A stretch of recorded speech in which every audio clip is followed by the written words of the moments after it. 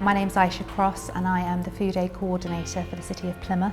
My role is to help connect the dots in the city, so there's a lot of fantastic food aid support happening in lots of different communities across the city, and my job is to work alongside these groups and help them work together, and through working together lots of fantastic projects can come off, such as the ARC.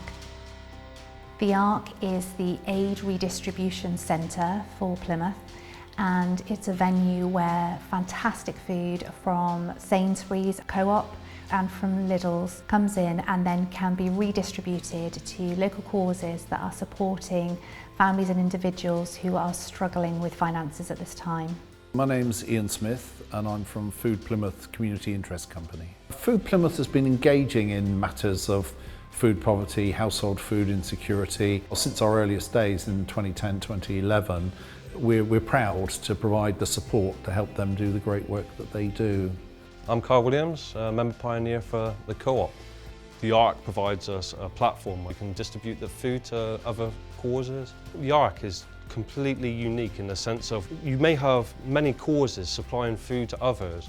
There's never been a beneficiary to collect all that food in one go and then distribute it to the rest in order for them to distribute it to the communities. The food bank operation only started in March at the request of a local school. Before then we used to do about 50 parcels a year at the most. Currently, since March, we've done nearly 600. The ARC also now is working in partnership with the Hygiene Bank, which means that we can offer fantastic hygiene products as well, because we're aware that food insecurity and hygiene insecurity often go hand in hand.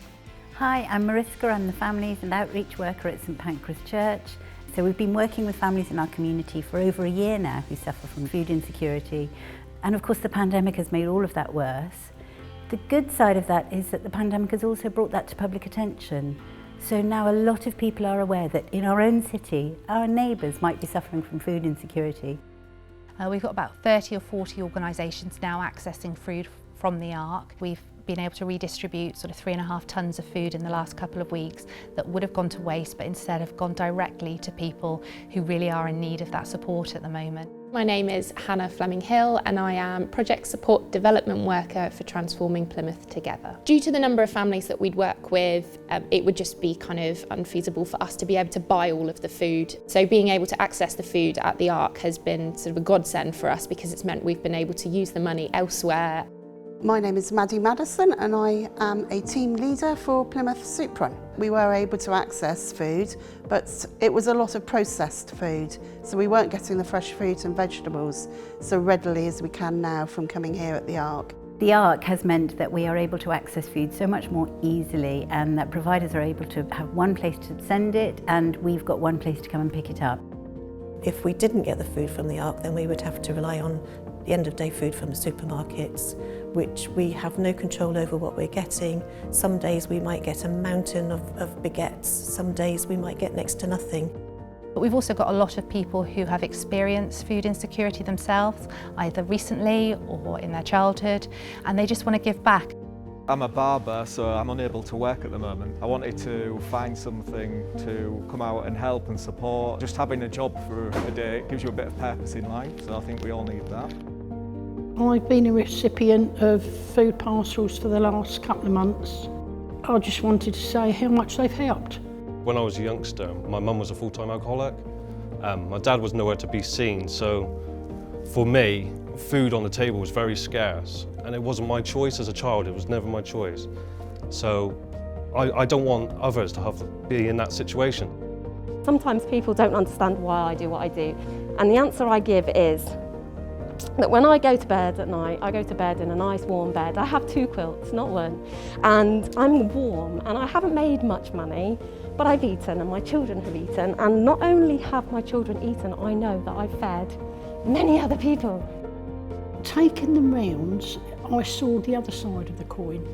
We knocked on the door and said who we were, and they saw what we took them. You know, we had people in tears, genuinely so pleased to be getting the help. And I went home feeling a lot better because I'd done something. Ultimately, people should be able to afford their basic needs. It shouldn't be that they need to rely on food banks and charities to be able to get food. It's really important that people are given their dignity and the respect to have enough money to choose the food that they need to purchase. That's just a basic right as a human being. If we could try and look at working together, instead of just trying to resource the charities to feed the people, we could look at stopping the need for the charities, which is actually the end goal. The ARC has made a massive difference to our project. There was lots of, very appreciative comments. It's been a fantastic improvement. It's absolutely brilliant. The feedback has been phenomenal. I'm sure I can speak for a lot of people that we're thankful that there is this.